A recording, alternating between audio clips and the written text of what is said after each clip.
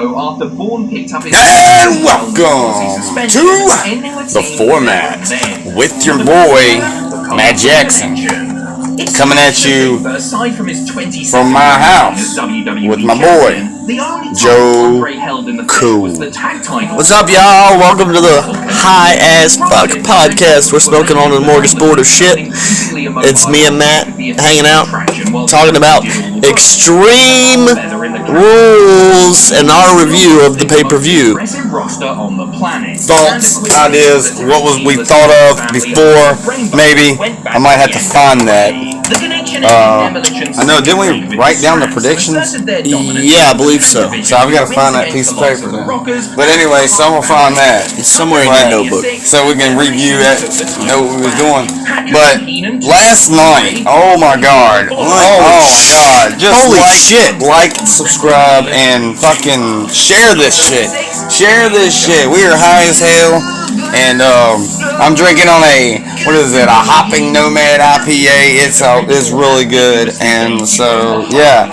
But tonight's show is just amazing. Okay, oh my god, we're not gonna get to the juicy shit right away. We're gonna drag you through the mud first. Oh my god, the first match, Matt Jackson talks about dragging you through the mud. I felt like I was slogging. Not in a bad way. I thought I was slogging through a little depth of shit. Yeah, I mean, it was good stuff, so I didn't mean that in a bad way. I just meant that, what we were all waiting for. The world was waiting for something, okay? I'm not going to talk about that yet. I'm not even going to mention nothing, but as you're listening to me, you know what I'm talking about. The world is excited about one freaking thing. Oh my god. So when I say drag you through the mud, you'll understand after I say what I say. Hopefully. So, you want to start, how we want to start this? I mean, the first time we did this, we talked about the introduction into the pay-per-view. Yeah. And when all the guys were dressed in characters and stuff. Yeah, we're going to go in with the intro. So, I thought Paulie's voice acting in the introduction to Extreme and the definition of Extreme, man, all of that was just pure gold. Jim Cornette always says that if there's nothing that's good in WWE, Paul Heyman is your golden boy, or something like that.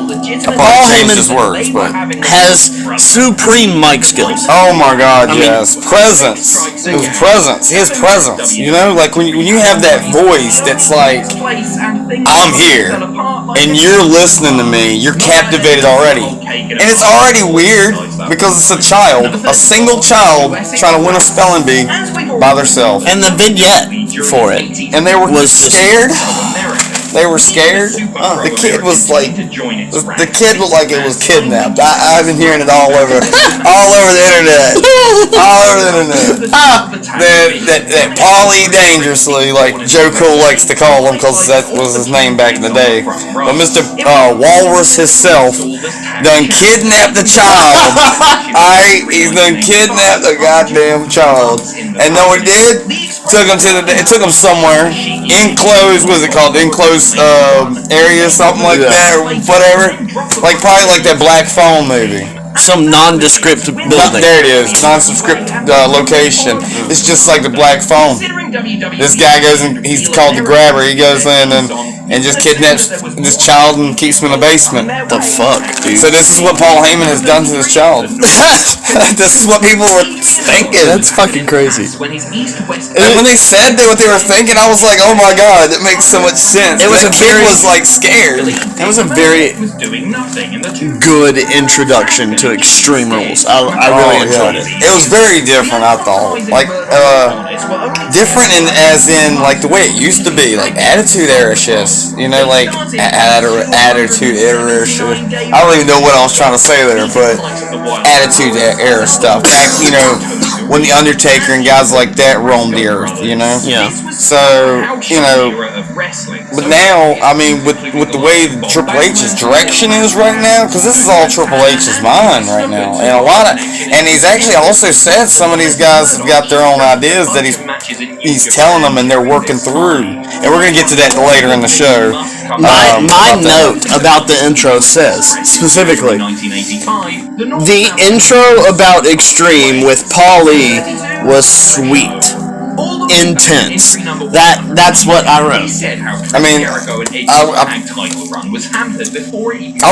mean, that's exactly what I was thinking as well. Like, I'm thinking that too, but I was just like, I just wrote down like a quick reminder of what was going on, because, I know how my head is when I wake up next morning. But, I mean, I was like, it was cool, man. Paul Heyman's voice is a spelling bee, he's like, what is it? I can't read my writing. Damn, I must have been gassed out last night, couldn't even write. Do we need to with the child turn down the word? volume?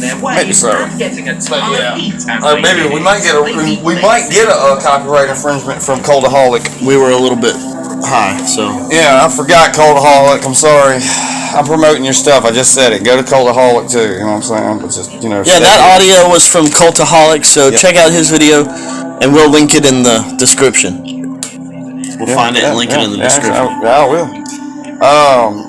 But yeah, basically, I just wrote down like what it was to remind me. But I thought it was a great intro though, for real. Because I mean, from every other ECW or Extreme Rules intro, they were all good. I mean, from I remember, I'll tell you one Extreme Rules moment. Since we're going to be getting to Sheamus here in a minute, it's a segue to Sheamus. Okay. It's a segue to Sheamus. There was one Extreme Rules match. Like, what was it? I think I still have the DVD. It was Sheamus versus Triple H. Extreme Rules match. Okay. Whoa. The match was crazy. Go back and Sheamus find versus Triple H. Go back and find it. Okay. We might watch that one together. Yeah, we'll watch that one together and we'll talk about it. We'll speak on it. Yeah. But anyway, so that's the segue. So great match. I wrote down Sheamus and Gunter. We didn't know nothing about this match though. Because it being a 3-on-3. We had the Donnybrook match. They announced it like that, and I was like, I had not heard of that match, so we skipped a match. One recently. We did one recently. I just wrote down Sheamus and Gunter because I didn't know who their tag team partners were, and I was just like, the two important people in this match are Sheamus and Gunter. So then I've got 5 out of 10 for my evaluation of what the match was. I did 5 too. 5-star. I did a 5-star on that. 5-star as in 5 stars or 5 out of 10? Like Dave Meltzer. Yeah, 5 out of 10. Yeah. I think, right? Yeah, like halfway. That was my evaluation of it too. Oh, well, I'm going with a 5-star rating of a damn Dave Meltzer then.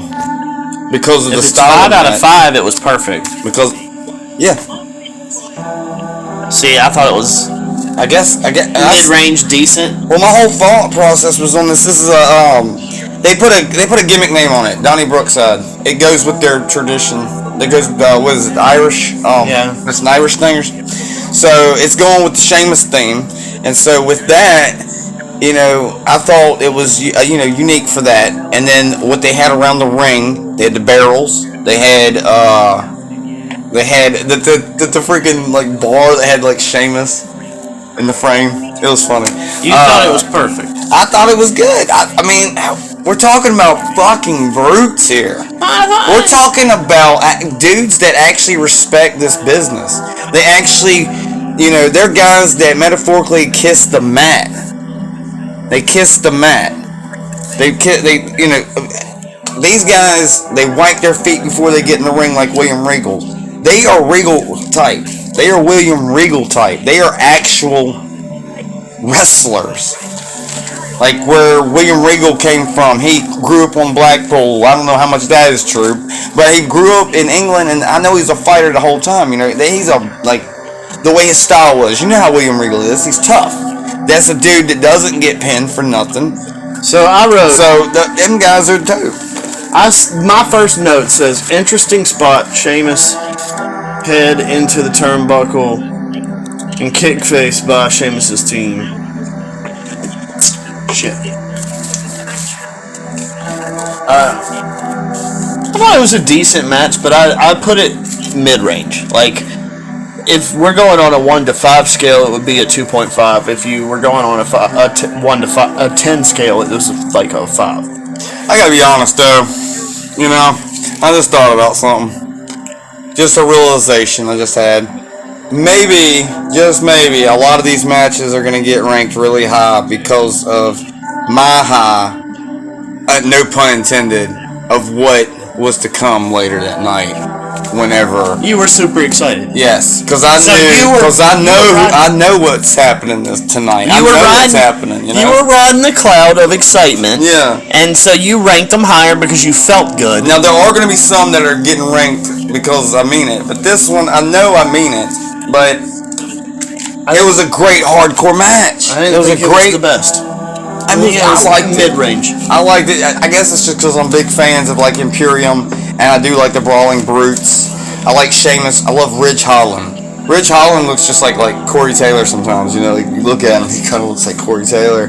But Ridge Holland's good, and Pete Dunne. Like when Pete Dunne was running Rough Shaft. Butch? Oh yes, running Rough Shaft over NXT. He was NXT UK's world champion. And held it for the longest time. He was held in a big dude regard, you know, like someone's gonna whoop your ass. He's a Triple H guy. But for him to be named Butch, I hate it. I'm calling him Pete Dunne. Okay, Pete Dunne, Butch, whatever you want to call him. But I don't like the Butch thing. Imperium. That is Walter Kaiser and Victini, Ludwig Kaiser. I only know those names because they've been on TV longer. Gunther. With this name. Now, Victini, I can't even say that anyway. What's his name again? I can't remember. It's Fabian Eichner. That's the guy I'm trying to remember his name. For me, it was Gunther and Sheamus. The old names are Walter. Damn, I can't remember one dude's name, but Walter and Fabian Eichner. I know that one. So, you know, Ludwig Kaiser, whatever. They're good. I mean, I had Gunther and Sheamus. That's all I had written down because that's all that mattered to me. And I noticed, though, at the end of the match... Because the match was circled around him. The end of the match. Sheamus won. But they didn't let him pin Gunther. He pinned somebody else. Which one was it, the blonde one or the bald one? The bald one. Oh, it's Fabian. So he got to pin Fabian. He jobbed. I totally forgot who he pinned, but... sometimes when that pin falls out, sometimes I only met. So they didn't want him to have that leg up over Gunther. Yeah. In momentum. Yeah. Going into the crowd. Yeah, because he had already put Gunther out on the damn announcer's table with the nicest razor's edge. What's he call it? The Celtic Cross. Yeah. Celtic Cross. Let's go with precise stuff here. I'm trying to remember. Celtic Cross. So we got the Celtic Cross. That was a great. I don't know. There was a lot of good stuff in that. I mean, it really was. It was high octane sometimes. I mean, it was okay. So it was one of the better matches. It was good. I said this match would have been better as a singles competition for the Intercontinental Championship. I think so, yeah. That's what I was hoping for Sheamus' return. Because I think we said it on the prediction. I'm pretty sure. Might have to go back and flip through the prediction video to see if we actually said that. But I'm pretty sure we said Sheamus and him was going to be Intercontinental title. That's what I would have thought. That's what I would have booked. It was good. I booked this too. It was good for a bottom of the card match. I mean, that's what I'll say. It was good for early pay-per-view. Good open. Yeah. Good open. That's what I'm saying. A good early pay-per-view. It's Extreme Rules.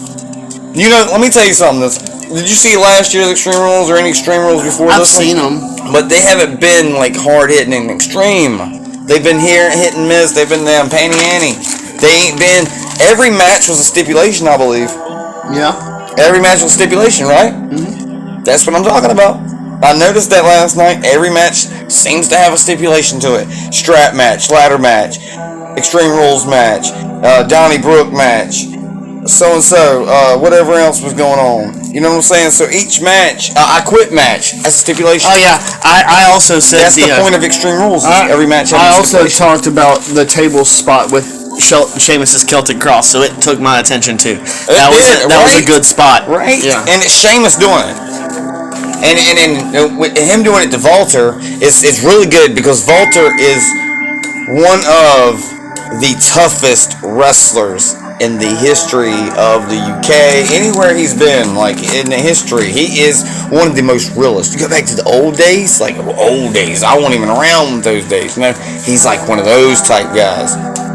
You know, he's. I don't even know how to explain this Walter guy. So he's always been a massive like attraction for years before the WWE. No. I don't know if you know that, but he's an attraction. He's went up against Will Ospreay, and he chopped Will Ospreay so hard that the crowd thought he killed him. So, just like Walter's had some really good matches. And I would have loved to see. I want to see another one-on-one. Maybe that's why they did this, so they can build up. Yeah. Yeah, because we just had a one-on-one. I want them to stop doing that one-on-one, back-to-back. Give us something. Keep fresh building and the storyline. Yeah, they both have factions. They both have a faction. Mm-hmm. So if they have, a tag team that's behind them, then why not? You know what they could do? I say bring. They could make it a 6-man tag match. Yeah. At the next pay-per-view. For the title, the tag team title, and the title. Yeah, but they don't have the tag team titles. That's the Oos. For a good shot, idea, though. For a shot at the tag team titles. That's good too. So the two tag teams get a title shot, right? Yeah. That's what happens with them if they win. Yeah. And then the winner of the one-on-one guys, Walter and Sheamus, whoever wins that gets that title right then and there. That's a good idea. I've actually booked some of those in my fake fantasy shits. Those are good matches to have. So, but because that's a good stipulation, that it's not really happened a lot. I wrote a note about something that I wanted to talk about in that match, though. Out of the whole match, Butch climbed up on the barrels at the ringside. Yeah. And did like a moonsault off the top and into the crowd of dudes. That was a good spot. That was a really good spot. I'm literally trying to remember spot by spot, but I'm just like, it was just so much chaos in that match that I just lost my way in there. And plus, like last night, like Maynard, me and him was chilling too together, and he would, I was like watching his him play his game that he was trying to beat. He was trying to beat it, man. It took him so long to beat it, but he finally beat that damn level. So, I had a little, not distraction in a bad way, but just being honest. So, my focus was on the show, but sometimes I can't remember some things. But anyway, the match was fucking chaotic. That's all I can say about it. That's a lot of stuff was going on in that match. There was a lot. There was a lot going on in that match. Alright. Well, then I have written down about the interview with Miz after that match. Oh, good. I'm glad you went deeper into it. I'm glad you did that too, because I was just writing down match by match. And so I was like, if Miz does not have a spot in the actual pay-per-view, what is he doing at the pay-per-view? Well, he's got a storyline. The storyline is going on, so he is very important right now. But go ahead. No, that was my question. Like, what is he doing very important at the pay-per-view if he doesn't have a match on the pay-per-view?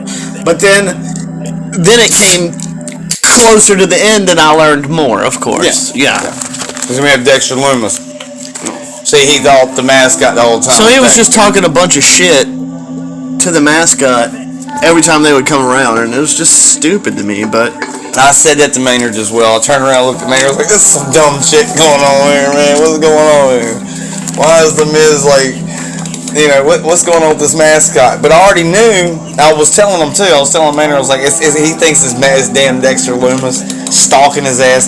And when I started talking to Maynard about it, Maynard laughed his ass off last night when I said something. I was like, it's this dude stalking the Miz. He's done already kidnapped him and like choked him out and petted him and God knows what else. And Maynard just lost his shit. When I said what I said about it, he just lost his shit about it. He's back there doing whatever he's doing. He only cares about the Fiend, maybe. I don't know. I thought he did. He kind of. I think he does. He just doesn't.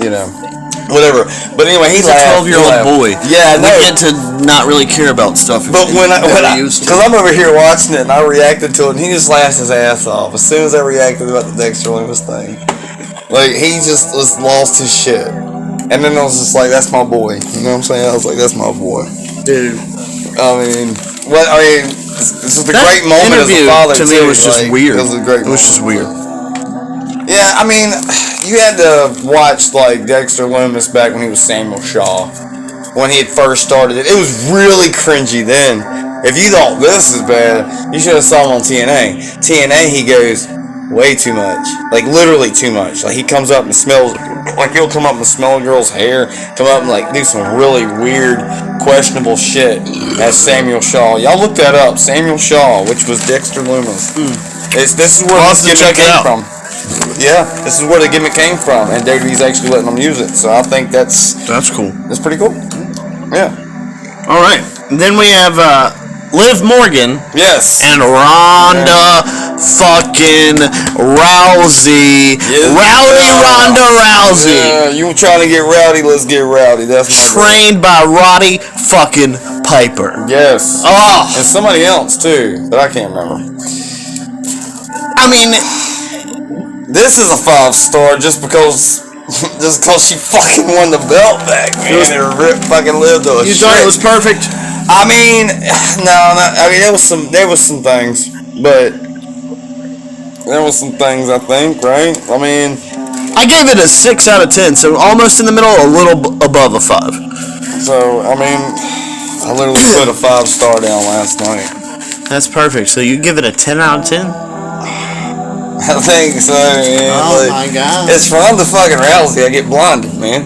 Blinded by the light. Wrapped up like a deuce, another runner in the night. Another Ronda Rousey in the night. That's what it is. That's the real lyrics. You know, another Ronda Rousey in the night. Let me tell you something, boy. Her outfit was They Live, the movie They Live inspired. It said submit everywhere, right?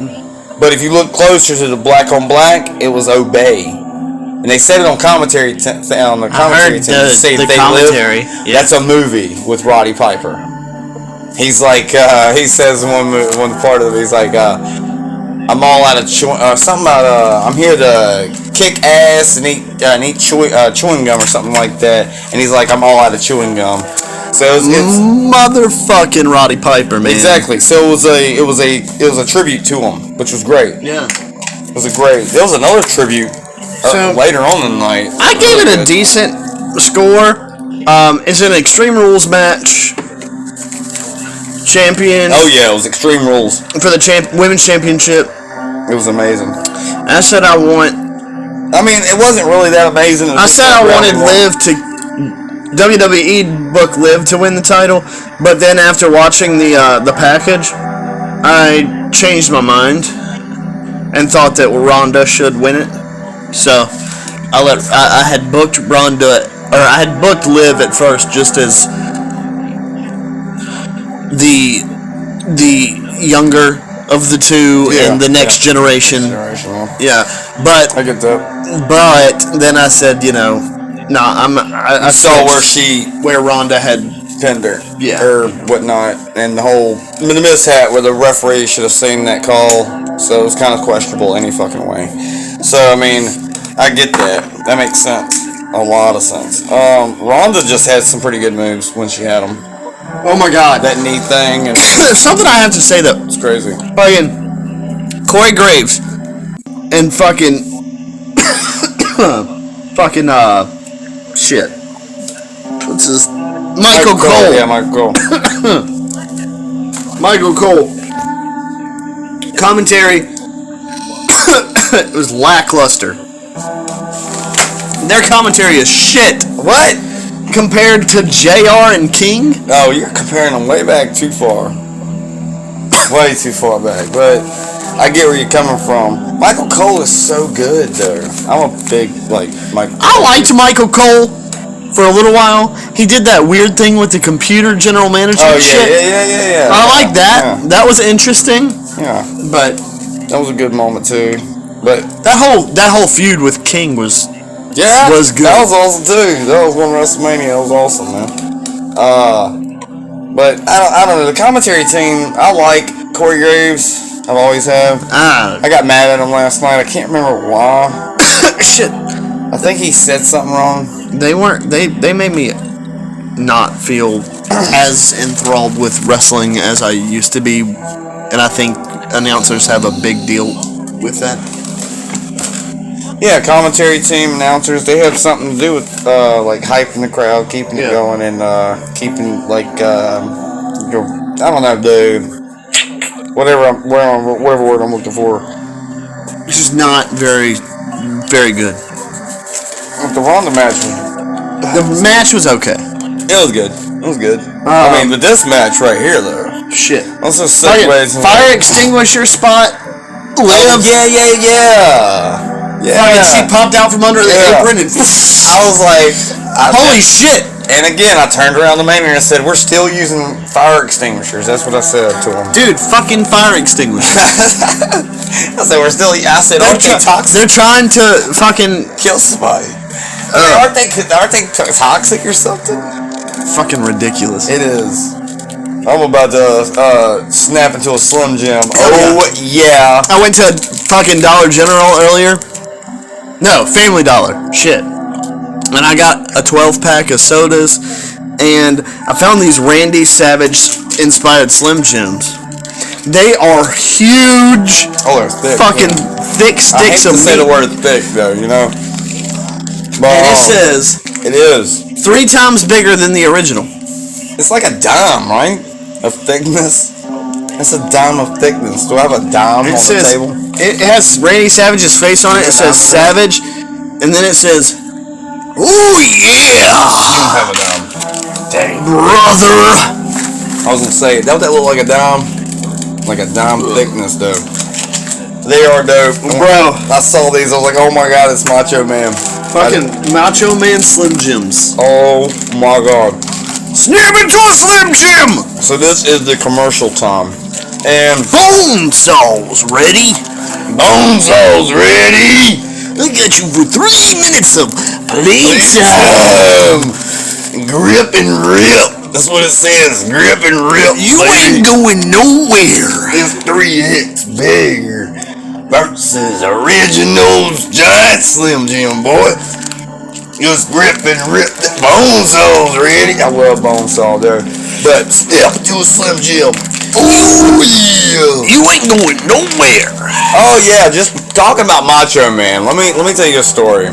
Since we're on our little commercial-ish or whatever time. I was at WrestleMania 30 Live. And I was at the Fan Access. And I was standing there watching NXT Live. In the middle of Fan Access, right? And they did this contest of whoever can do an impersonation of their favorite wrestler, right? And I was like, me. I was like, whatever. Comes over to me, he's like, who can you do? And I said, Macho Man, right? He says, everybody can do Macho Man. Show me right now real quick. And I did my thing real quick. He said, come on with me. We go into the NXT ring. I have pictures of this. I have proof of this. I wish dude would have took a video of it, but he didn't. We didn't have, good enough camera, whatever the fuck. Anyway, so I'm in the middle of the ring. I did a Macho Man impersonation. I came in second place to go quicker with the story. I came in second place on impersonating your favorite wrestlers and shit. Yeah. The one that won was a Wade Barrett impersonation, and he did very good. We met each other after. I have a picture of that. Y'all can go on this channel right now. I mean, not right now. Finish the podcast. But after this podcast, go check out my WrestleMania trip video that I posted on this channel, and you'll see everything that I did. There's no videos. There's no videos. It's just pictures. But still, it's cool. I have some good pictures in there. Me in the ring, NXT ring. Link to them. It was dope. So, anyway. Y'all be, let's see. What else was I gonna say? You can just keep the front of this package. Yeah, I'm gonna keep the whole package though, for real. A whole lot. Oh yeah. This is just. Never mind. Yeah. That's not just plastic. You can just keep the front. Yeah. Oh hell yeah. I'm throwing this on the wall, bro. I need like that right there, or. That right there. Oh yeah, baby. I'll put it on this side, baby. Oh yeah. Let me talk to you. Fucking cocaine. Oh man, it's good. Cocaine is a hell of a drug.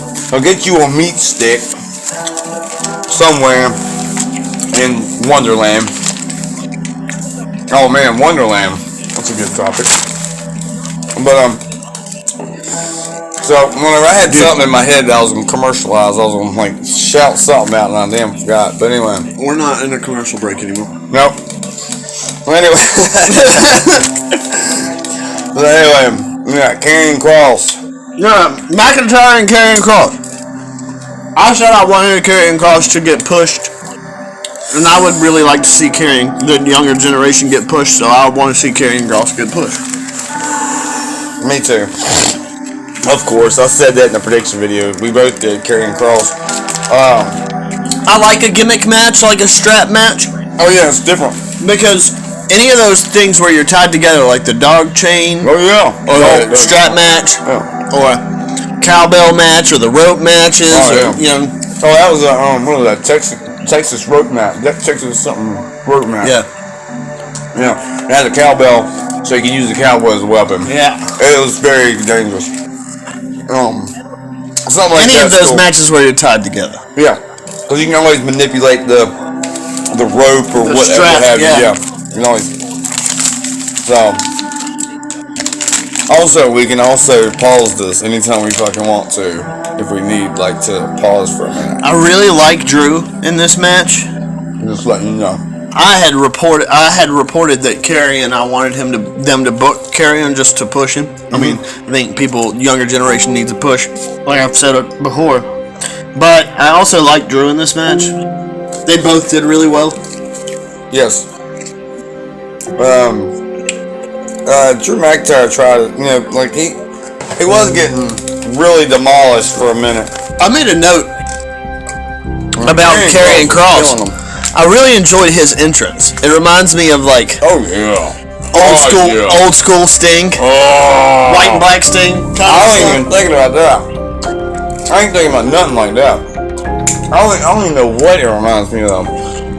But I get what you're saying though. But when I saw his entrance like in NXT, I was like, oh shit, this is like Bray Wyatt's type entrance, like methodical, like an Undertaker methodical, or somebody with a fucking like actual entrance, That's nothing that's like just like Paul London. All he did was run down to the ring, or Ultimate Warrior just ran to the ring real quick. Although in the game a quick entrance is dope, but I just thought Karrion Kross versus Drew McIntyre was pretty hard fought. Like, that was a hard fought match. That was like they did a really good job. There was a couple like little tiny minuscule moments that I noticed with using the strap that might have not looked that great or come off that great. They might like look weak. There was a couple times, but it was not as much as the good that was in that match. So I would say like the flaws in that match, the best of it like overran all flaws of Karrion Kross and Drew McIntyre straight up. It was a good match. That was like, that's third match in. Oh, I said the dominatrix vibe of his valet was sexy as fuck. I can't even with that. Objectification, but goddamn, I can't. We're not trying to. We're just.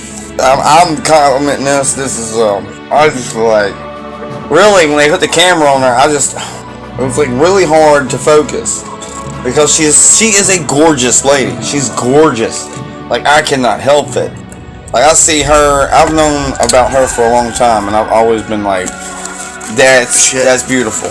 She's beautiful. That's beautiful. I didn't mean to say it like that, but sexy. She was beautiful. She was very beautiful. Oh my God. Karrion Kross, I love you to death, man. I remember talking to you on like live. I know he ain't never probably gonna hear this, but like I was talking to him on live one time. He answered some good questions of mine. We talked about Lucha Underground. I'm a big fan of Killer Kross. If you want to go back to old names, he was the White Rabbit in Lucha Underground, and then we have Bray Wyatt as the White Rabbit here in WWE. Oh, Kreese. That's what I think. Oh, Kross. I made a note of Kross cheating off the get-go of the match. Even though there are no rules, he cheated. He never put on the strap, and it took forever. Did you have a timestamp for how long it took to for him to get the strap on his fucking hand. Oh no, that was a good tactic by Karrion Kross. It took forever. Yeah, it was a good tactic though. It was a good tactic. It took him all over the fucking arena. Yeah, he like dropped the before the match even started. Yeah, and he just like clobbered him and just took him out. That was good. They went all over the arena before the match even started. Smart. And then got back in the ring. I want to know how long it fucking took. I couldn't. I didn't have a tramp stamp. I didn't have a chance to look. I didn't have a timestamp. I said tramp stamp, but anyway. So a timestamp I didn't have on it. I just know that match was. It felt like a bunch of bruises. It looked like bruises. It looked like whelps. It looked like these motherfuckers are gonna wake up tomorrow and be burning, like with whelps, and just like. Their skin's gonna feel weird. Oh God, there was so much whipping. There was a lot of whipping. It was like, yeah, whoever's fucking dream of whipping people. You know? Jesus. Yeah, it was pretty. It was pretty. Oh my God. That whole match was centered around BDSM. We got one more match. We got fucking the chick. Getting sexual domination shit, dominatrix stuff, beating on people with a strap. The whole thing was centered on fucking BDSM. Yeah, I guess so. And then she was like I don't know, it was like the way she was going at it and shit, you know. She's screaming in his face and like, I don't know. But the whole him carrying her up to after the match when he carried her up the entranceway, I was just like, that is a beautiful moment for both of them. They're husband and wife. They're married in real life. So, they're freaking married, dude. They're married. Oh my God. The lack of crowd participation in this match. Dude, Corey tried. They were uncomfortable. Corey tried. They were uncomfortable. Corey tried. This was a Jesus beating. Corey tried to excuse it. He said, the lack of fan participation was really bad in this match, but he said something like,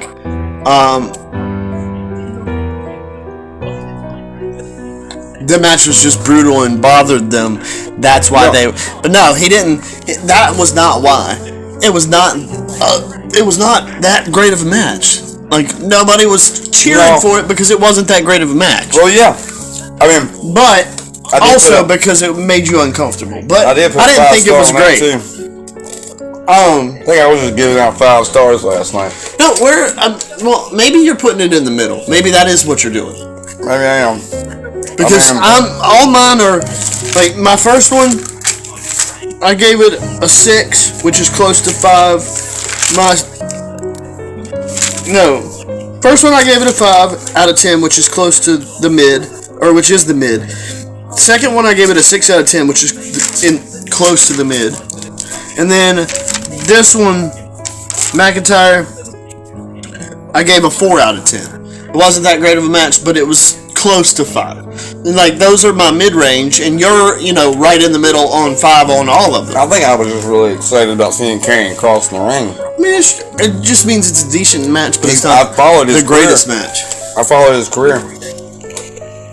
So. From when you follow someone's career, it just means more. It doesn't matter who they're fighting. He could have been fighting some slop jalop radio, but I would have been like all about it because I'd be able to see Karrion Kross at his entrance and him dominate somebody. Karrion and Drew was decent, but it wasn't great. Could have been better. Because it was mainly just like some suffering shit. Yeah. It was made of suffering. And some bruising. It was very uncomfortable to watch. Drew McIntyre ain't coming back for a minute, Brian. He's going to be out for a little bit prior. He's bruised up. I like Drew. I do too. But, when that situation, Karrion Kross, because I've been following Karrion Kross for a while. I mean, Luke's Underground, a little tiny stint in that. It was a little tiny thing. We had another. Did we have another Miz segment? I can't remember. After Drew? I can't remember. Yeah. I'm liking that you wrote down those segments more than I did because I had the match card. So right at the beginning we had right at the beginning of EST and the ladder match with Bailey, we had a Miz interview. Okay. In the middle of the Miz interview, it cut out and went to the White Rabbit. That was the first glimpse of White Rabbit we got. Oh yeah, when they were doing the vignette with Miz. Yeah, and then they go to the outside, and he's going with the camera through the people. And they see a little Easter Bunny looking thing. I wonder how many people thought it was Adam Rose. I kept asking, what is up with the mascot and Miz? I didn't understand what was going on. I was like, what is this? I mean, it's already a soap opera, a comedy soap opera. Why do we have to put this more in there? But they're in Philadelphia and that's their mascot. So, I mean, kind of makes some sense to kind of have him interacting because of him thinking it's Dexter Lumis the whole time. That's the whole fuckery of it. Because Dexter Lumis has been fucking with him, so every time Miz turns around, there's something going wrong. So he's been dressed up before. So almost like probably one of the last times Dexter Lumis was actually dressed up as a hockey player, as a statue of somebody, right? And so he attacked him like that. So now Miz thinks he's dressed up as everything. He thinks it's him. Oh, wait, we got in there yet? That's been weird. Okay. Oh yeah. Then I have a note that says crowd is hype again. I said I wanted WWE to continue to book Bianca, but I was thinking they would probably book Bailey. And I was pleasantly surprised by the match and by the end result. I thought they were going to book Bailey, and they booked my girl, the EST, the BEST now of the WWE. Yeah. The best. Like, I like Bianca. The best bitch in the WWE today. I mean, I can't say about AEW Daily or TNA, but the best bitch, BEST, in the WWE. Bianca. Ronda Rousey we just talked about, you know what I'm saying? So I don't know how you get that, but excuse me. But I do like Bianca. Ronda's good. Ronda is good. The BEST of the WWE right now, though. WWE, is the Bianca. Well, I mean, yeah, because she's new and she's a rookie. She's not rookie. Not rookie, but you know what I'm saying. She's like not been there as long as the rest of them. She knew. Yeah, so she's semi-new, I guess. So I want them to push her. But I mean, Bailey's got the new too. I like that she won the match and everything, but I just really wanted Bailey because she just came back at SummerSlam. They couldn't Damage Control. They can't do that to Bianca that many times. They did it to her as soon as fucking. Eventually, Bailey will have that girl.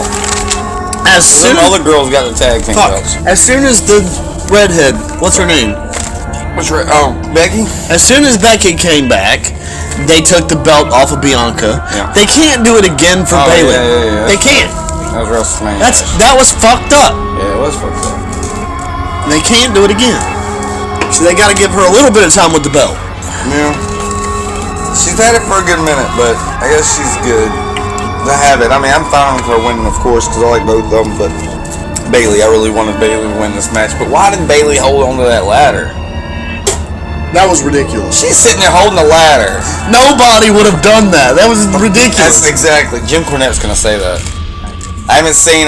He hasn't posted shit yet that I know. I don't know anything about any of these podcasters that you're talking about, so I haven't listened to any of them. Yeah, but you know what? Jim Cornette's gonna say something. Why the fuck would she have held that ladder? I don't know. That's the dumbest shit. I don't know. I was like, but in my head, I liked it. We were 4 matches in. We were 4 matches in, and I was like, this shit better have a holy shit moment. Yeah. Now, that was what I wrote down from the beginning. I was like, this match better have a holy shit moment because I hadn't felt like the ladder thing was with the yeah. ladder.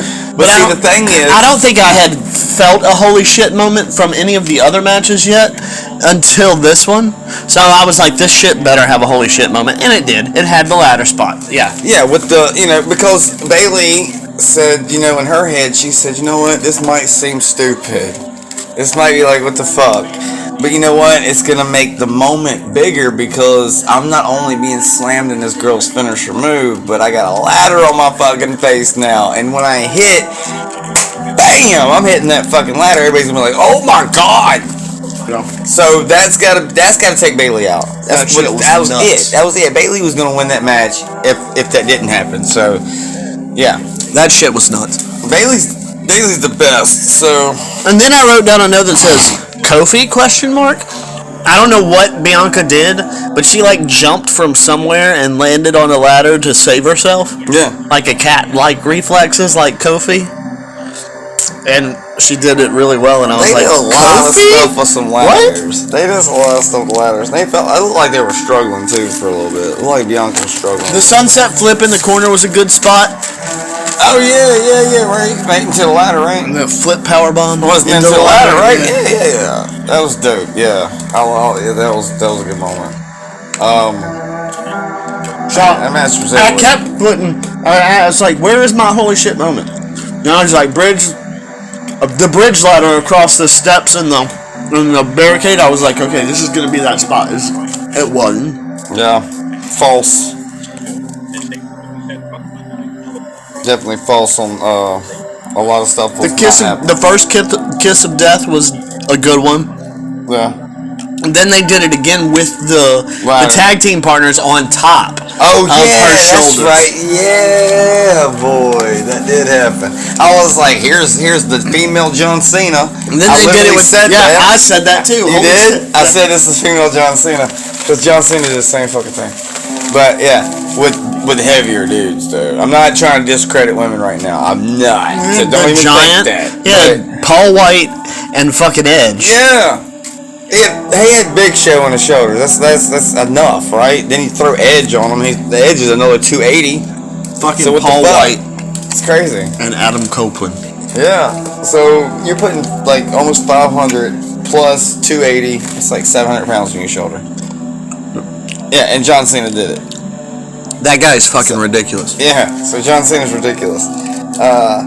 But Bianca Belair is ridiculous too, because she jacked 2 girls up and dropped 2 girls.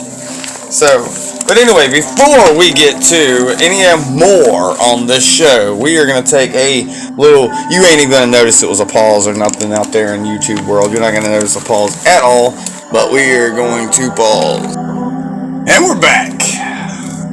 I had to go pee. Hey guys, welcome to the second half of the High As Fuck podcast. Also, it's the format, but it's the special edition. So fucking connect with my other shit. We're just gonna have to break the news that I wanted to break earlier. We're gonna break it now. We're just gonna probably some of these are gonna be called the High As Fuck podcast. And put it on the WrestleNet network.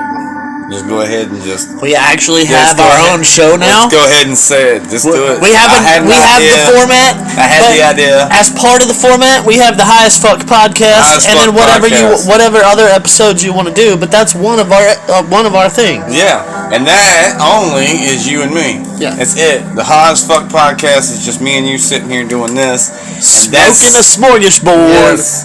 So. No, I don't. We're gonna have a new intro and shit probably. I'm gonna have to stop myself from saying welcome to the format for these, because I was doing that at first because I don't know. I kind of wanted to ease it in. Yeah, it is. I wanted to ease this in. I kind of had an idea the whole time anyway of something. And when you said the High As Fuck podcast, you said it a couple times. We've already did this the 4th one we've done, I believe. And every time you've said the High As Fuck podcast, I've always thought about it. And I just wanted to damn say it now, because I didn't know when, but I think right now is good. It's good enough to say it. Oh, shit. So, I'm gonna have a logo come up. I'm gonna get a logo made and everything. So Fuck yes! We're gonna do that. I just think this is fun, and I like this. I mean, my format podcast is, it's dope because. No, I mean it's part of the format. Yeah, so the format is the umbrella. Yes. And then we have Wrestling Matt, which is the network. Wrestling the Matt. Network. Matt. Matt, the network. Wrestling Matt, and then we which have is basically like the High as Fuck podcast. It's Wrestling Matt is basically the company name. Like, you know what I'm saying? Okay, so we've got Wrestling Matt is the company and then name. we've got the format, and then we've got show. And then High as Fuck is podcast. Yes, and that's a show within basically like a Ted Turner network. Fuck yeah! You know what I'm saying? So I'm like TNT right now, and Wrestling Matt is TNT. We don't make any money. We don't make any money. We don't make any money doing this. So just know this, that we do this for free because I love it. I mean, even though we're fucking Ted Turner Network, we don't make any money. We don't get paid like nothing. Okay? But if y'all want to start donating, we'll figure out some way EC fucking W. EC fucking W. We are the ECW of podcasts. Yes. We are the minimal. We're the highest fuck podcast. The fucking shit. Because you think about it, who else is really doing this? We're in the dirt. High. You know what I'm saying? We're in the dirt like ECW was with Paulie Dangerously. Yeah, that's a good thought process because the format is, a show that has no format. That's why it's called the format. It has no format. I might, spastically talk about something else or like go from here to go from here. But with this is gonna be like, actually, this is gonna be organized chaos. I'm gonna go ahead and say organized chaos because we're kind of organized, but it's kind of chaos. It's kind of good. Well, when you're fucking stoned, it's always chaos. Yeah, but at least we have our notes written down like proper gentlemen. we're at least trying to be. Well, I'm trying to be who I look up to, Remember what we want to fucking talk about because we're stoned. We can't remember anything. Exactly. But still, at least we have that going for us. And it's not like the format where I might not give a shit and just talk about something else when it's supposed to be something else. The whole video is supposed to be one thing, and then it just verges off and talks about everything else. Yeah, who knows? I mean, we might do that a little bit, but we come back to the topic. Yeah, if I have a topic, we're gonna have that topic, obviously. But I think that's great, right there. So, I mean, fucking right. We should. I think from the prediction video, we hit the spot right there. We hit a week before the pay-per-view. We need to do those prediction videos week before the pay-per-view. And then we could do. I think the views were great. People were like, "Oh my god, 400's a lot. You think that's a lot?" I was like, "Hell yeah!" For a fucking for a YouTube channel that's only got 50 subscribers right now. Like, I'm proud of my 50 subscribers. And if you want to joke and make fun, I don't care. I got 50 subscribers on this channel, but I'm hitting my numbers.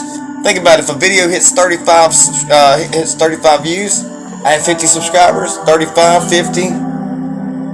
Come on now. I'm hitting real people instead of just so at least, I think that's good to look at. But anyway, we're not gonna talk more of that. All right, anyway, we got Edge and Adam Copeland and Balor. Finn Balor. That's what I'm saying. It's that. Finn Balor? What's Finn Balor's name? Is it Finn Balor? No, it's Fergal. Fergal? Yeah, his name's Fergal. Fergal David. Fergal David. Yes. Okay, so we got Adam Copeland. He's really Irish too. Irish, right? The rated R superstar Adam Copeland Edge versus. Oh yeah. He had to come out with that stupid music. Finn fucking Balor. Edge had to come back with that. On this day. Oh my god. I see clearly everything else on the line. Man, I hate it, but I like the lyrics. Dude, it's good fucking. Actually, I did sing to that a lot to help my vocals and shit. But yeah, whatever. It's a good song, but it's not a good song. It's annoying. And Edge is annoying sometimes, but I can't. This match was crazy. What about that Balor's entrance with this damn spiked match? Edge and his sex celebration from winning the world championship with the lead up. That was pretty brutal. It was pretty terrible. Children shouldn't sing that. Children, meaning me. So What's that kind of shit that fucked us up when we were children? It's like that. I was like, oh my god, this is too much. Matt, right now. we are the same age, so that's exactly the kind of shit that fucked us up. Yeah, That's it's like, just don't put this in front of me, man. You're gonna make me have weird thoughts about Lita for the rest of my life. Like some good weird thoughts. She was such a hoe. Yeah, but it's what it is. What it is. But Finn Balor's mask was dope. And fucking Finn Balor's mask was sweet. I liked it. Yeah. I liked it. I did. I wasn't hoping for this demon thing to come back. I wanted to paint itself again. Yeah. I like the mask. I did. It was good. It was a good take because I was like, I'm hoping for the demon, but I'm not gonna be wishing too hard, right? You don't have to always have the demon. Yeah, you can be Finn Balor. Yeah, I do like. I mean, it's like Balor. Bray Wyatt and I like the no Fiend. mate. Yeah, Bray Wyatt and the Fiend. I like both. I like both of both. You know, Bray Wyatt's got that cult leader shit. You know, that shit's dope, right? You got Finn Balor, who is the luchador style, not luchador because he's not Mexican, but that same style. Yeah, he's also got he's got that. He's got kind of like a high flying style. Been all over the world. Yeah. You know, he's worldly trained. I mean, he's been everywhere. New Japan Pro Wrestling. He's been He's been some champions up in there. All the places. Just all of them. He's been everywhere. NJPW. All that. TNA. So, I mean, this match was AEW. really good though. But it was kind of a fucked match. It was kind of a fucked match, dude. Because the whole shit was fucked. Yeah, it was a fucked situation for Edge. Oh, Edge was not having it. It was a perfect. We said it was going to be a segue into a continued feud, and it was a perfect segue into a continued feud. Yeah, it is now because we had Rhea Ripley. All of them came out. Dominic, he's looking badass. Fucking Dominic beating the shit out of his dad. Oh my god! I told my son last night. I said, "Don't get no ideas, man. This dude just beat up his dad." Dude, don't even get no. I wish you could. I wish we had a recording right now so I could show you this picture, the viewers, listeners. But look, I drew that face. For what? A super surprised face when Rhea and all of them came out and all that shit started happening. Oh yeah. With Rey Mysterio? Yeah, and I wrote Ray to the rescue. Yeah. I was like faction versus one person. But what I wrote, this match was horrific. It was. Like what they did. We went from the strap match right into this bullshit. It was good though. I mean, it was a good match, but it was so bad to watch. Like, it hurt. Yeah, it did hurt to watch because of all the beatings and the pain. And then fucking concerto with Beth? Holy shit! When Beth arrived, I marked out. Oh, yeah. I'm just gonna say it. Everybody was super excited when Beth got there. I'm not trying to belittle myself, but, like, I marked out, man. I was like, oh shit, Beth's here. Oh, Rhea Ripley, you better watch out, girl. I love Rhea Ripley, though. So I'm a big fan of Rhea Ripley. I said Beth came in because she had to give Rhea a purpose, because Rhea couldn't fight any of the men, so then Beth and Rhea had their little thing. Now, since we're talking about Beth and Rhea right now, I've got some shit that was in my head last night, okay? And I said this out loud. I said, oh my god, okay, so figure this. Okay, we get more Edge and Finn Balor, right? By themselves. Another stipulation match, probably. Maybe we have the Demon, right? But now look at this. Rhea Ripley, Beth fucking Phoenix comes back, right? After that, she's gonna be out for a while, so that gives time for the Royal Rumble or WrestleMania, maybe. WrestleMania is kind of pushing it. I understand WrestleMania might be pushing it, but if Beth comes back and attacks Rhea and they keep it going until WrestleMania, think about it, Rhea Ripley versus Beth Phoenix at WrestleMania or the Royal Rumble. Now I had that idea was just all in my head, the whole thing, as soon as this happened. As soon as Beth came into the ring, I thought of Beth and Rhea Ripley, and I was just like, these are two dominant bitches.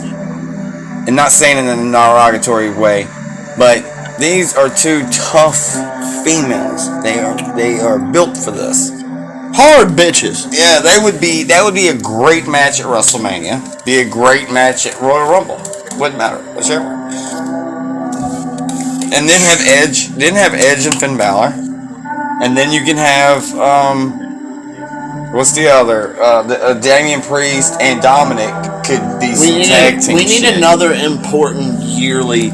We they need another face Edge and Rey Mysterio. No, they can't. Edge. We need another important yearly person. Like Undertaker was the important yearly person. We need another important person. Not yet. If he comes back. Right.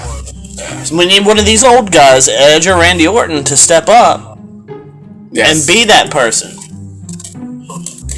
Oh, Randy Orton's been that person for a while, but they don't use him right no more. They don't use him like that. Not anymore. They kind of stopped with that. I hear voices in my head.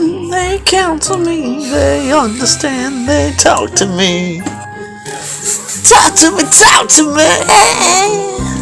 Fucking love Randy Orton, man. He's good. He's good. I love Randy Orton. That's one of my favorites. Shit. Fucking Finn Balor and Edge. I gave it a 7 out of 10. Edge wins the match. No, Edge loses the match. Sorry. Edge lost the match because they fucked up Beth, and he said he quit because he didn't want to do it. Yes. And then I'm looking at this thing. He had to quit because Beth was gonna die. Okay, I like this next segment a lot too coming up. Hold on. Because hold on. We had Beth that we went to the Miz. Yeah, Miz is finally fed up. He's finally fed up at this point. He finally beat up the mascot. Finally beats him up. Yeah, finally beats him up. And then I asked, who's the guy with the fucking blonde hair? Because I didn't know who the fuck he was. Dexter Lumis. And gets And then I asked, who's the mascot? Yeah. And he gets choked out by Dexter Lumis, and then Nighty Night Time pets him on the head like a creepo. What the fuck is up with that guy? He's creepy. He's from TNA. He's from TNA. A long time ago, he had this gimmick in TNA. He was in TNA? Yeah. And he had this gimmick that was just like this, and that's where it came from. But it was a little bit more weirder. It was more sus. Yeah. If you would have saw him doing that on the streets, you would have thought he was sus. Like you would have thought he was a predator or something bad. So. I thought you were gonna say prostitute. Someone who would break in your house and smack your girl around, and then smack you around and do some weird shit to you probably. Hey, that sounds. Don't turn me with a good time. So I don't know what the hell that's. But yeah, his that would be interesting. He was Samuel Shaw. Fucking robber breaks into your house with a ski mask on and then rapes you. Yeah, but Dexter Lumis is weird. That guy was fucking weird. He used to get called creepy guy or something. It was some weird chant he had back in TNA. But I just thought it was funny. My son thought it was funny too. My son thought it was funny as well. It was so fucking weird. When he beat up the Miz. When he beat up the mascot. When Miz beat up the mascot, because Miz used to be Maynard's one of his favorites. And when he saw him beat up a mascot, he was just like, whatever. But and then he's like, I can't remember if he laughed or what, but there was some type of reaction he had towards him choking him out and petting the Miz. I was like, this dude's gonna He said he lost his mind. I was like, this dude's gonna do some weird stuff to the Miz. Let's But anyway, I was joking around. My son's that match was weird. Oh yeah, no, that segment was weird. Yeah, it was really weird. But we're about to be kicking in. Some Rollins and fucking Riddle.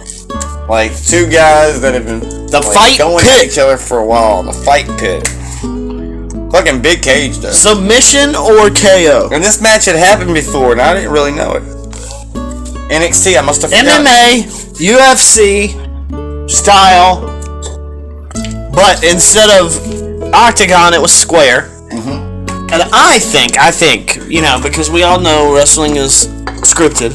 I think they booked the end of the match, like who would win. Yeah. But they booked the end of it. But then they were like, shoot on the rest of the match. Does that make sense? Yeah, definitely. Because once it was booked so that you could continue the storyline, but Yeah, like moments like Riddle getting pushed by the referee, and then his face went into the cage. Kind of seemed like some not scripted. So little tiny details like that I look at where that happens. And he was like, "Your fight's with him, not me." And then he said it to Seth, and then Seth was dressed up like Rob Van Dam. Did you notice that? I did not. It was Rob Van Dam gear. I don't know. It was inspired by Rob Van Dam. Okay. The boots had Seth Rollins going down there or whatever, and then he had the dragon on the front. And then his hair was pulled back like Rob Van Dam, and he even did this in his entrance.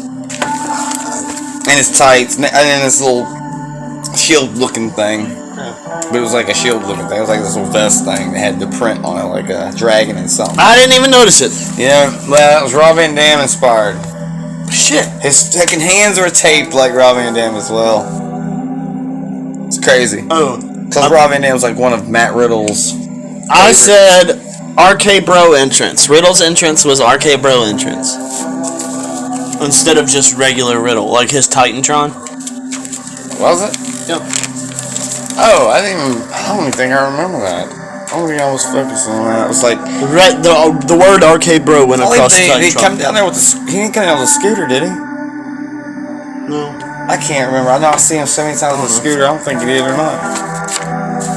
Couldn't think about it. I know he. But I was pleading for WWE to put over Riddle. I was I was like, we need to put over Riddle in this match. Riddle needs to be the world champion soon. If Matt Riddle is not the world champion soon, I don't know what to fucking think. Then I predicted that it was going to be Riddle by knockout. By knockout? Yeah. I thought it was gonna be a submission and because of Seth Rollins putting on the Peruvian necktie submission move that he puts on. He's got this submission move called the Peruvian necktie, and so I was thinking he was gonna tap Riddle out without if WWE went that route, of letting Seth win, it would be that move. But hey, I mean the match was great though because they went up the cage and they got on that platform. Oh yeah, that was a good spot. There was a platform above it. That was a really good spot. Shit. Yeah. And they did some good moves up there. He pedigreed him up there. He did the running power bomb against the cage up there, up on heights, so anything could have happened. They kind of risked a little bit. They risked some. And I just think it was just I think that was the best match. RKO out of nowhere, I wrote in my notes. Yeah, that was a great moment. There's something with this whole RKO thing. I believe, later on, Randy Orton's gonna come back and do something. Teasing Riddle psychology on top of the cage. Yeah, he was teasing him. Yeah, he was dancing around. Yeah. Now that moment when Matt Riddle literally came buckle off bumped into the steel cage. Yeah, when I said that, up on top of the thing, that was freaking crazy. What about the senton, the broton? Oh my god! From the top, the seated senton from the top. Yeah, when he jumped from the top. He climbed up. I was like, he stood on that side of the ring, and I was like, fucking Jimmy Fly Super Snooker. Yeah, right there, right now. But he jumped. The way he jumped and came down, he off the top of the fucking cage. I saw the science in it. For real, the science. He didn't hit him at all. I think he might have broke somebody's ribs. He didn't hit him. Yeah, he did. It's a wrestling move. He didn't hit him. No, he did. Somebody's ribs are fucked. Nah. Yes. Nah. They didn't fuck up. That was not a botch. That was the perfectly placed move that did not hurt anybody at all. I think it did. Nah. I beg to differ. That was perfect. I beg to differ. Stiffer. Riddle was perfect. In perfect position. That Riddle and Seth Rollins. Oh, man. The chop, the pedigree. It was just new and different. I liked it. The stomp. I got my holy shit moment in this match. Finally. Yeah, quite a few. Holy shit. Holy shit. I finally got that moment. And that was from... I'm trying to remember when that actually happened in that match. Because for me, there was quite a few, though, but... I think it was fucking... Jimmy Fly Super Snooker and him coming off the top. Well, yeah, that was a good spot right there. Anyway, And then they tapped Brian. They tapped Matt. Yeah, Matt tapped Seth out. And then, childhood dream. No title involved, but the childhood dream of conquering your bully. You're in high school and you want to conquer your bully. That's what Matt Riddle just got. Finally, Matt Riddle has gotten the push for a little bit that he deserves. Maybe they will continue to push him. Yeah, I hope so. To the moon. To the title. To the world title. Intercontinental title. U.S. title. I don't care. Just give him a title, boy. He don't really need the belt, but I'm just like... Give him a title. Let him trick it out with some ice and some pot leaves. Yeah, why not? Why not? I mean, shit. He just needs to some pot leaves and be the next Rob fucking Van Dam. A better version. But not really, because I think Rob Van Dam is one of the greatest of all time. We go back before he was... You've got Rolling Thunder. You got the move that fucking Matt Riddle did from the top of the cage. Yeah, that was crazy. It's the same as fucking Rolling Thunder. He could just jump and bomb him. Isn't it crazy if Riddle just wanted to cream him and embarrass Seth in the beginning of the match, because he could have just done this to him. He could have ran, hit him with that flying knee, and literally knocked him out if he wanted to. Just understand, he could have literally lethal weapon just ran his way, boom, with his real knee. He could have clocked that fool if he wanted to. He might have got sued or fucking whatever, but they wanted to have a real match. But he could have done it. He could have done it. I've seen him do it. I didn't even rate Rollins and RK. I'd say it's a 10 out of 10 out of 10 out of 10. But give it all that. I give it a 9 out of 10. It was very nice. It was almost the top of the top. You don't really... Okay, I'll give y'all a secret about my review strategy. You don't get a perfect score with me. I don't give you a 10 out of 10. I'll never give anybody a 10 out of 10. The highest I go is a 9. Because nobody is perfect. Yeah. And then I never give anybody a 1 because nobody is the worst. That makes sense. So, they fall between a 2 and a 9. Somebody's gonna be the Somebody gets a 9. Somebody's gonna be the worst. Somebody gets a 9. We just don't want to discredit. Nobody ever gets the worst. Hurt people in the making of these podcasts.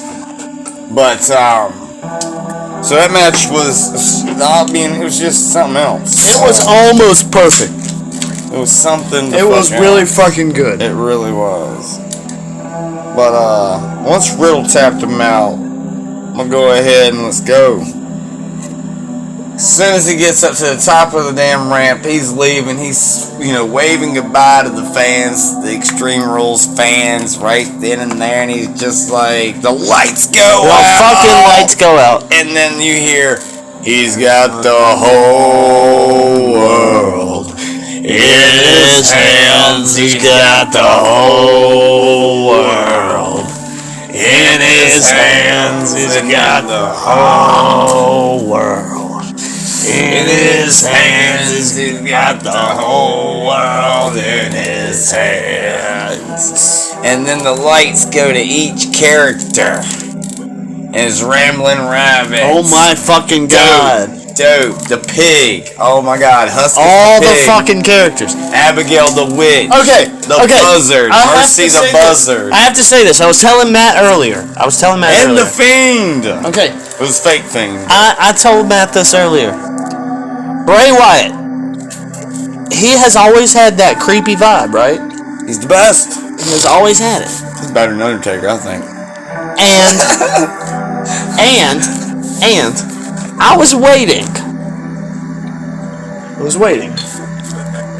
Because he had the creepy vibe like Foley and the Undertaker. Yeah. And I was waiting till he got his moment in the spotlight to have his real Undertaker moment. Yeah.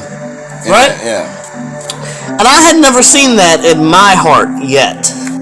Yeah, that's kind of wild, though. I had never seen that. He's got that. He got that shit in that fiend stuff. And okay. But tonight, his return to Extreme Rules last night. It was amazing. It was the best thing that this world's ever seen since damn, I don't even know when. The lights go out. You get CM Punk coming back. You get 3 rounds of the whole world in his hands, like the Undertaker's chimes. It was a long fucking time. Yes. With just the music and the lights out. And then the lights all around. Yeah. That was a long process. There was fireflies. The fans already fucking knew in the beginning. Yeah. They let all those fans know exactly as soon as they got there about what was going on. They didn't know, but they knew to put them fucking damn lights up though. At the door, we get the opening of the door. Yes, smoke, the crazy lights, and then that vignette that went out, the little video that went out right before the door opened. There was a video goes into the fun house. Yeah, the fun house is abandoned, destroyed and abandoned. And there's cobwebs, and it's dreary, and it's just sad. Almost sad. All the characters are dead. I texted Matt. I was like, "Where'd everybody go?" They're dead. Now they're reincarnated in these creatures, I guess. They're not going to go... I hope they're not going to... I mean, I don't know what to think about going forward with the characters they got there, you know? That vignette. Like that. But that vignette was cool, man. That vignette... And then it pans into the TV. Showed where Bray Wyatt let the Firefly Funhouse be destroyed when he disappeared. Yeah. He's been gone for too long. He abandoned it and let the Firefly Funhouse be destroyed. Because he was their savior. Yeah. And now he's this white rabbit. To keep everything out. I don't even think he's actually the white rabbit itself. I think he's just a... We got a new character. The white rabbit. Yeah. That mask was pretty dope. He comes out there with the lantern. All you saw was the lantern at first. Nobody knew. Now we're going to have the 3 faces of Foley in Bray Wyatt. Because he's got Bray Wyatt. Oh, he's already done that, basically. Yeah. And then... It was gonna have the white rabbit. Yeah. The white rabbit. He's right up in there. I think he's gonna have more though. Sister Abigail. He's going to have more. He's gonna have more faces. Hey. He's gonna have more faces of than Foley. He's gonna have way more than that. He's already got more than that. He's got Colt. He's got the muggle. Well, a lot of these people don't really remember, but he's got the Mulligan one where he wore the mask. He wore the mask in FCW. He's got Bray Wyatt. That's Mick Foley. More, yeah. That's Mick Foley. He's got Bray Wyatt. He's got and Waylon Mercy, the Fiend, which is Cactus Jack. Yeah, the crazy one. Yeah. Then he's got Dude Love. I'm trying to figure out Cactus which one Jack. Dude Love. Oh, Dude Love is the puppet dude. The dude that's in the Funhouse. He's the Funhouse host. That's Dude Love. Yeah, I get it. And then Cactus Jack would be his. There's Crazy Side, which would be the thing. What was Mankind? The Fiend. The White Rabbit. Wow. So one of those is whatever. Well. So he does have a Face of Foley type deal going on. He really does. So he is the next Mick Foley and Undertaker combined into one person. And Kane and Abyss and... Abyss doesn't count because he's never WWE. Nobody counts in my heart. I'm just letting you know, Abyss. So if you ever hear this, I love you, Joseph, for it. So it's all good. It's all good in the hood. I mean, we've talked about AEW and WWE and TNA and everything else, so... Yeah. So, I mean, I don't know. Abyss is... I just don't watch any of that shit. Yeah. Well, what they were doing with the K is kind of like close to what, you know, all this. Not that I'm saying it's shit, because Matt tells me it's really good. I just don't have a chance to watch What's it. good is good. And I don't have any connections to anything to watch it. We might have to, well, I don't know if we can make in some days where we can do that, but might have to. We could watch some old... I don't have regular cable TV. We could check out some TNA sometime, like some recent episodes that I recorded. Check one out or something like that eventually, or something like that. Talk about it or whatever. Who knows? Fuck. But I do need some Halloween stuff going up soon. Like I did put up the Halloween Havoc one, and then we got this Extreme Rules. We're talking about Bray Wyatt right now, so how spooky can you actually get? My God! How spooky can you fucking get? That shit was fucking great. I watched that segment fucking 5 times at least so far. Because I got tired of rewinding it and replaying it, but at least 5 or 6 times I've done played that segment. If I can find a video on YouTube where I can just replay that over and over, I'll watch that video. Like, yeah. So I put Bray Wyatt finally achieved his return to be the Darkness. Oh yeah, he's the next everything.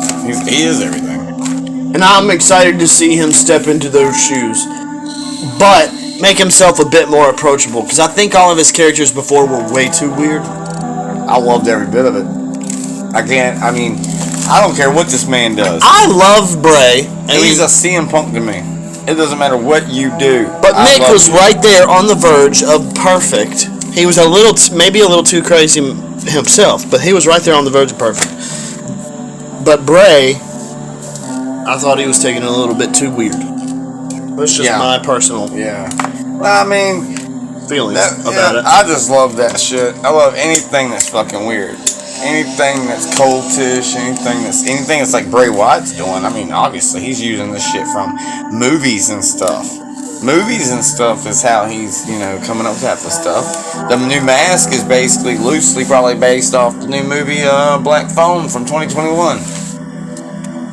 We are here. He said, "We're here." I loved it.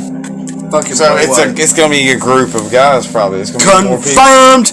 No, maybe he just means we are, as in his personalities, are here.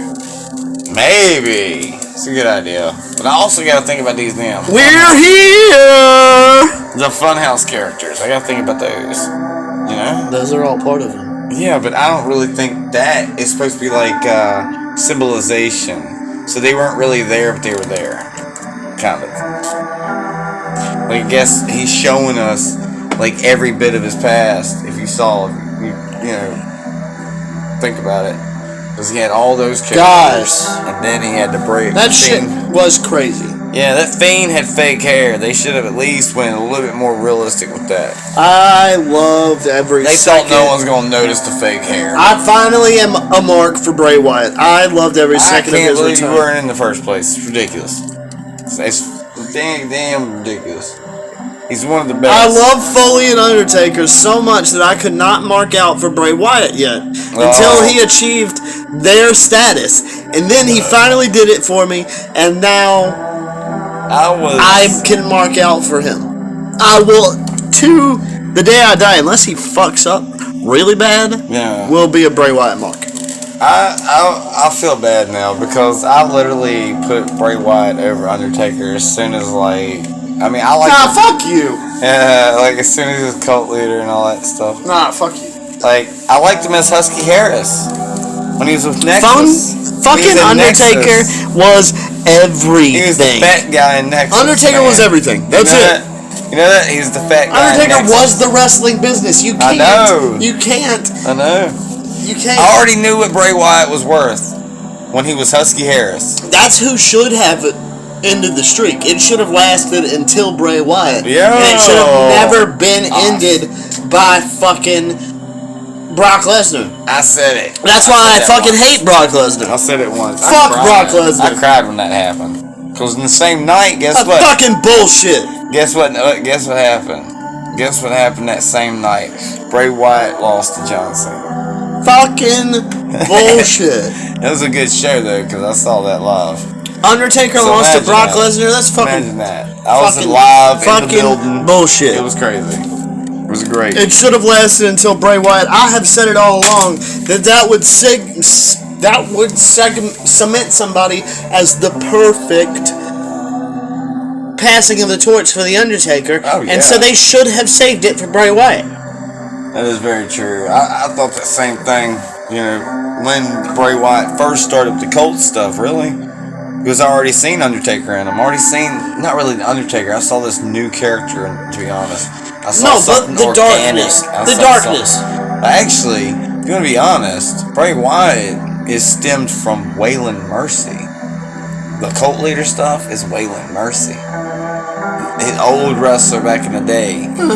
Sure, but he had the Hawaiian shirt. He actually came in. The darkness. That dude showed up at training camp when Bray Wyatt was training this shit and started talking to him. Waylon Mercy did. And that's why the Buzzard's name is Mercy, the Buzzard. Because of Waylon. Okay, the fine. Mercy's whole. If you saw, did you see Mercy the Buzzard? Fine, I hear you. Did you see it? He was dressed in a Hawaiian shirt and a white. I know Bray Wyatt wore the same thing, but that's the exact same thing Waylon Mercy wore. Matt Jackson. He wore the same outfit. Matt Jackson. And so did Bray Wyatt. Matt Jackson. I hear you. Because Waylon gave him them ideas and said, "Yo, you should go with a cult tale." I hear you. And I have a whole podcast on that. Y'all got to go search for that. Y'all got to go all the way to some of my beginnings. Dude, I hear what you're saying. Go to the videos, go all the way down. Look all the way down, and you'll find me talking about Waylon Mercy and Bray Wyatt and all that jazz. I do have a video. My dude, I hear what you're saying, but he never had it. I was just promoting the video. He never had it. Until he did. Waylon Mercy only lasted for a couple months. No, talking about Bray. Oh, I was just telling you Waylon Mercy was nothing. He never had it until he did. Yeah, that's true. But he can do anything now. Now he can do anything. Today was the day he had it. Just like the Undertaker. Undertaker could do any gimmick and he got it. The American Badass, anything he wanted to do with his gimmick, he could do it. Bray can do whatever the fuck he wants. He's been doing it, and everybody's been loving it, eating it up. But now it's the world. He can be whoever he wants. Now it's like complete world. Probably now it's like complete. Like he has now that red circle. It's a complete. He circle. has adapted his following. Finally. It's intriguing. I can't wait till tomorrow's Monday night. Shit. I can't. I mean, I don't have TV, so I can't watch Monday Night Raw. But I mean, if you can come over tomorrow, you can, and we'll watch Monday Night Raw together. So we might have to do some tape trading, Matt Jackson. I can't record it. You can record it on your phone and send it to me. The whole 3 hours. Yeah. Tape trading! I'll just go live. Does anybody remember tape trading? I'll just go live on Facebook. Yeah. Exactly. Nah, you could video chat me. We'll just video chat. Yeah, we'll do something. And I'll put the screen up. I'll set this up. And you can set it to record. Yeah. Live stream to my phone. Yeah, and you just watch it as I'm watching it. Yeah.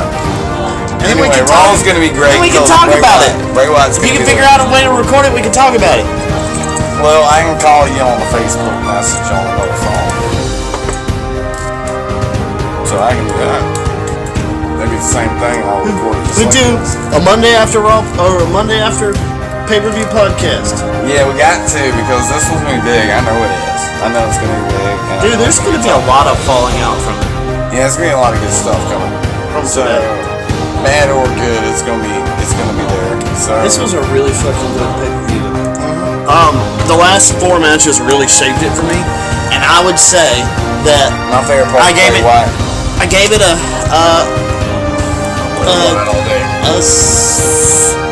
overall a 7.5 out of 10. Even though Bray Wyatt's segment was so small, if you look at the whole big picture. You're a Bray Wyatt mark, and I hear that. That's the best thing that ever happened. But to wrestling. But people say Orange Cassidy. People say Danhausen. Danhausen is what Fiend Bray Wyatt before. So Bray Wyatt was never that person for me until now. Bray Wyatt. And so I couldn't give him that props until I literally have my Fiend doll sitting right here in the cup, right here, dude. The whole pay-per-view. Hoping and wishing.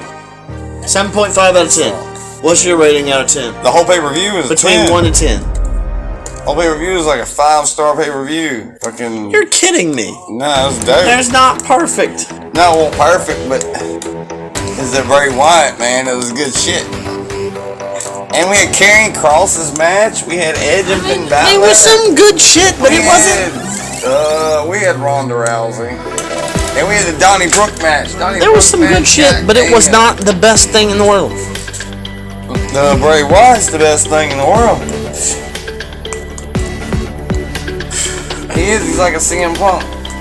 The best. WrestleMania of all. WrestleMania 20. Best fucking thing in the world. WrestleMania 20, we'll watch that, we'll do a show on it. We'll do a show on every damn pay-per-view there is. We're gonna go the odd ones though, the ones we've not seen. That'd be good. We should go with some we haven't seen together. Like the ones I haven't seen. We could start at the beginning. Of something, yeah. WrestleMania 1. Boom. So maybe it's it. Maybe let's talk about that. Roddy Piper. Roddy Piper is my man. What's the one? Goldust and Roddy Piper, the O.J. Simpson chase and all. Oh god. And they ripped Goldust's clothes off and he's wearing lingerie. Oh my god. So weird. The whole thing was fucking crazy. Yeah, definitely during that period, it was a period of time, like 90s and whatnot. That was weird. It was weird shit. It really was. It was weird as fuck. For a lot of people. Dustin Rhodes. I liked the weird shit growing up. Dustin Rhodes wore lingerie. I liked Mosh and Thrasher. If that's any consolation of how weird I liked my wrestling. These are weird. The guys who wore skirts. Yeah, I love those guys. Dude. They had Marilyn Manson shirts, White Zombie shirts. I love those bands. Like, yeah, those are my dudes. Marilyn Manson wore lingerie. Exactly, so I love that type of shit, man. That's like Mosh and Thrasher. Weird. You do mark out for fucking Marilyn Manson too, so. Yeah, weird and different is all you need, man. And then you're good, man, because you're creative. You don't have to be that all the time. You just gotta be creative. At the end of the time. At the end of the day, you just gotta be creative. Love. And the most creative thing for me is weird and unusual, dark type shit. Love is all you need. Yeah. Love is all you need to pay your bills and shit. Love is all you need. Last night. Love is all you need. Love is all you need. That's what I was looking for, but I wanted to just. I was like, fuck it, I fucked it up already. I'm gonna go ahead. Hi, she loves you, yeah. All right. Like I'm finally at that point where I'm like, we're fucking mumbling and singing shit that doesn't even pertain to anything. Nothing. This is the end of our podcast, and we're being silly. Yeah. So we should probably be done. Yeah. And we should probably edit this out and make a blooper reel because this was kind of funny. So next time we get a funny clip, we get 2 or 3 funny clips like tonight, and then the next one, and then the next one because there's just going to be silly things every time at the end because we're tired and high. Yeah. Then we'll get to that and we'll edit those out, and then we'll make a blooper reel of that and we'll post it. Yeah. We'll do that. We'll do separate shit. No. Be like, yeah. Be fine. But it's been a great, Extreme Rules. Oh, that pay-per-view was good. Review and all that. And I gave it a 7. A 7 out of 10. I give it. It was great. I had a good night. You said a 5 out of 5. 5 star, but you give it a 10 out of 10. Boy, I was on cloud 9 last night. I mean, after Bray Wyatt, sure, but not the whole. That doesn't make up for the whole lack of shit. The whole show. There was lack. The whole show. There was some segments that were shit. Garbage. All I remember from last night is just having a great time watching this Only because of Bray Wyatt. No, it was the what is this White Rabbit thing? Is it gonna be what I've already said it was gonna be in my White Rabbit video that I put out? I already said it was gonna be Bray Wyatt, so I just wanted to be right, and I was right with the world. And we, as fans of Bray Wyatt, are with him at all times, and he knows this. That's why fans like us fucking matter. So when people trash you for being a mark, it's kind of fucking ignorant because without us, these motherfuckers ain't getting shots.